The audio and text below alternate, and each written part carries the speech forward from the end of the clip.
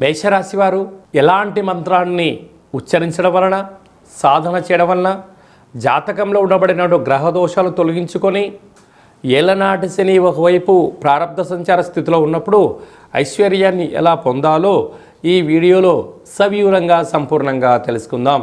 మేషరాశిలో ఏ నక్షత్రాలు వస్తాయనగా అశ్విని నక్షత్రంలోని 4 పాదాలు, భరణి నక్షత్రంలోని 4 పాదాలు, కృతికా నక్షత్రంలోని 1 పాదం కలిపితే మేషరాశి. రాశాధిపతి కుజభగవానుడు. వీరికి రాశి నుండి తృతీయంలో గురు సంచార స్థితి, పంచమ స్థానంలో కేతు సంచార స్థితి, అంటే సింహరాశిలోనే పుబ్బా నక్షత్రంలో గ్రహణం జరుగుతుంది కనుక మేషరాశి వారికి పెద్దగా దోషం లేదు. మధ్యమ సంచార స్థితిలో ఉన్నప్పుడు వీలైనంత వరకు ఆ గ్రహణకాల సమయంలో నవగ్రహ మంత్రములను, చంద్రుడి యొక్క మంత్రములను ఉచ్చరింప చేయడం వలన అద్భుతమైన ఐశ్వర్య యోగం కలుగుతుంది.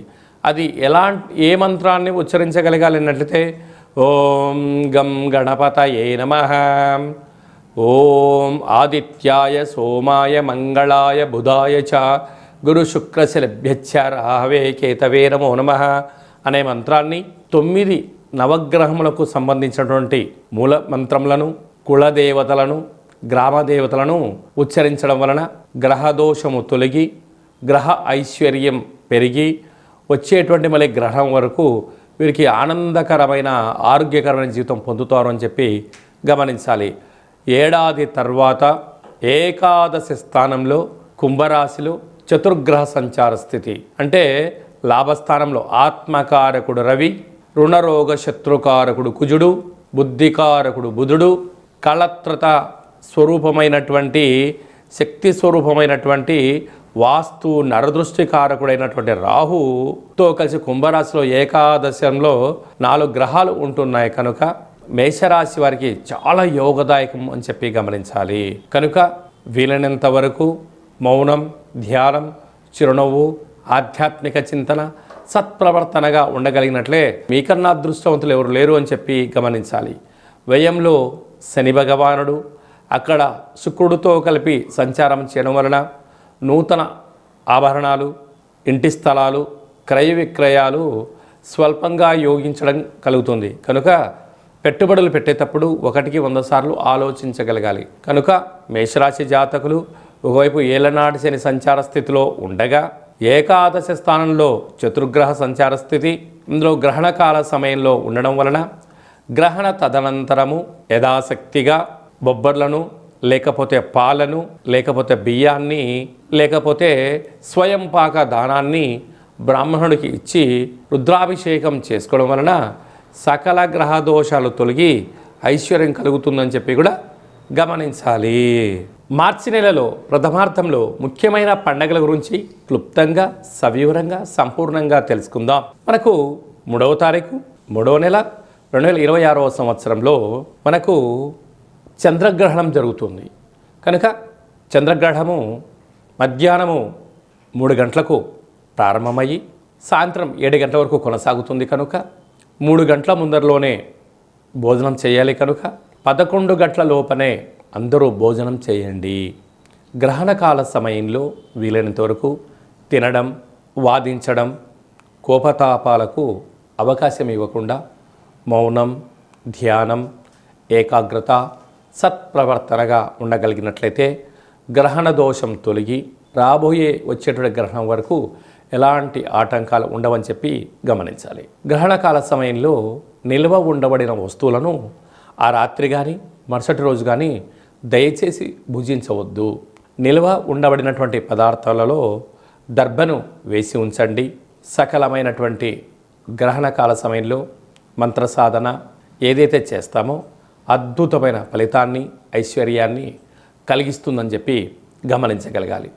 11వ తారీఖున పాల్గొన మాస బహుళ అష్టమి, అంటే ఈ తెలుగు సంవత్సరాదిలో చివరి అష్టమి కనుక ఈ సంవత్సరంలో జరిగినటువంటి అష్ట కష్టాలను తొలగించుకొని రాబోయేటువంటి శ్రీ పరాభవనామ సంవత్సరానికి స్వాగతం పలుకుతున్న కాల సమయంలో ఇంటిలో శుద్ధి పెట్టుకొని నింబకుస్మ దీపాన్ని కానీ, నారికేల దీపాన్ని కానీ, అలా కుష్మాండ దీపాన్ని కానీ పెట్టి కాళ్ళ భైరవ స్వామి యొక్క స్మరణ, ధ్యానము చేయగలిగినట్లయితే సకల అష్ట కష్టాలు తొలగిపోయి ఈ సంవత్సరంలో మనపైన ప్రసరించినటువంటి నరదృష్టి శత్రు ప్రభావాలు అన్నీ తొలగిపోతాయని చెప్పి గమనించాలి. అలా కుదరలేనటువంటి వారు ఈ కింది నెంబర్ని సంప్రదించినట్లయితే మన యొక్క దేవాలయంలో నిత్యము కాళభైరవ హోమ కార్యక్రమాలను ఆచరింపచేయడం జరుగుతుంది. కనుక అందరికీ వీడియో కాల్ ద్వారా చూపించి మీ గోత్రనామములతో కాళభైరవ పూజ హోమ కార్యక్రమం చేయించి ప్రసాదంను మీకు పంపించడం జరుగుతుందని చెప్పి కూడా గమనించాలి. అలాగనే మీ వ్యక్తిగత జాతకం తెలుసుకోవాలనుకుంటున్నారా? మీ పేరు, పుట్టినటువంటి తేదీ, నెల, సంవత్సరం, పుట్టిన సమయాన్ని వ్రాసి మీరు పంపించగలిగినట్లయితే 100 సంవత్సరముల జాతకాన్ని సవివరంగా సంపూర్ణంగా వ్రాసి మీకు వాట్సాప్ ద్వారా పంపించి మీరు పుట్టినప్పుడు గ్రహ గమనాలు ఎలా ఉన్నాయి, ప్రస్తుతం ఎలా ఉంటున్నాయి, రాబోయే కాలంలో ఎలా ఉండబోతున్నాయో సవివరంగా సంపూర్ణంగా తెలియజేయడం జరుగుతుందని చెప్పి గమనించాలి. చాలామందికి పుట్టినటువంటి కాల సమయంలో డేటా బర్త్లో లేనటువంటి వారికి మీ పేరు యొక్క మొదటి అక్షరాన్ని అనుసరిస్తూ రాశిని తెలియచేస్తూ రాశి యొక్క స్థితిగతులను వివరిస్తూ రమణ శాస్త్రం ద్వారా అనగా గవళ ద్వారా భూత భవిష్యత్ వర్తమానాన్ని తెలియచేయడం జరుగుతుంది. రమణ శాస్త్రం ద్వారా కాళభైరవ ఉపాసన చేత సంపూర్ణమైనటువంటి విషయ పరిజ్ఞానం చేత మనము జీవితాన్ని తెలుసుకుందాం, జాతకంలో ఉండబడినటువంటి ఆటంకాలను తొలగించుకుందాం, జాతకంలో ఉండబడిన యోగాన్ని తెలుసుకుందాం, ఆనందకరమైన జీవితాన్ని పొందుదాం అనేటువంటిది చిన్న విన్నపం. కనుక ఈ కింది నెంబర్ సంప్రదించి అపాయింట్మెంట్ తీసుకొని సంప్రదించగలరు. అందరికీ శుభాన్ని, జయాన్ని, ఐశ్వర్యాన్ని ప్రసాదించాలని ఈ తెలుగు సంవత్సరానికి వీడుకోలు పలుకుతూ కొత్త సంవత్సర కాలం సమయంలో అందరికీ ఆనందాన్ని ప్రసాదించాలని మనసారా మనం కూడా మరొక్కసారి కాళభైరవ స్వామి వారిని కోరుకుంటూ ఆశీర్వచనం. శతమానం భవతి శతాయు పురుష సతేంద్రియ ఆయుష్యేవేంద్రియే ప్రతిష్టతి ధనం ధాన్యం బహుపుత్రలాభం శత సంవత్సరం దీర్ఘమాయు సర్వే జనా సుఖినో భవంతు లోకా సమస్తా సుఖినో భవంతు సర్వం కాళభైరవ దేవతార్పణమస్తు. హరి ఓం. ఈ వీడియో మీకు నచ్చినట్టయితే మా ఛానల్ని సబ్స్క్రైబ్ చేసుకోండి, లైక్ చేయండి, షేర్ చేయండి. భగవద్బంధులకు మిత్రులకు స్నేహితులకు చేరవేసి హిందూ ధర్మాన్ని కాపాడండి.